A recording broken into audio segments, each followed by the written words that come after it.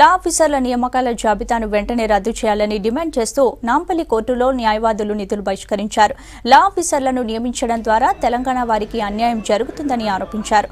నాంపల్లి కోర్టుతో పాటు రంగారెడ్డి జిల్లా కోర్టుల్లో విధులు బహిష్కరించి నిరసన తెలిపారు న్యాయవాదులు.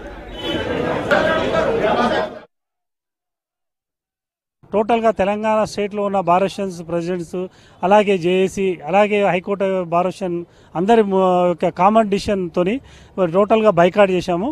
ఈ బైకాట్ను మొత్తం కాల్ఫర్ చేశారు. ఏంటంటే మండే వరకు బైకాట్ చేయాలని నిర్ణయించాము. టిల్ వాళ్ళు ఈ ఆంధ్ర న్యాయమూర్తులు ఎవరైతే ఆప్షన్ ఇచ్చారో తెలంగాణకు, ఆ తెలంగాణ ఆప్షన్ విత్డ్రా చేసుకునేంత వరకు ఎట్టి పరిస్థితుల్లో చేయాల్సిందే. అది ఆప్షన్ వల్ల ఫ్యూచర్లో మాకు ఇప్పుడు రాకవలసిన మా పోస్టులన్నీ వాళ్ళు తీసుకుంటున్నారు.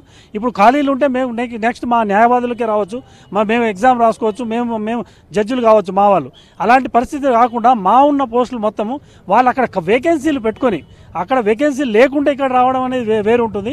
కానీ వేకెన్సీలు ఉన్నప్పటికీ కూడా ఆ వేకెన్సీలు అలా ఉంచుకొని ఇక్కడ మా ఉన్న వేకెన్సీలు టోటల్గా క్యాప్చర్ చేయాలని చూస్తున్నారు. ఇలాంటి పరిస్థితి కొనసాగకూడదు అనేది మా ఉద్దేశం.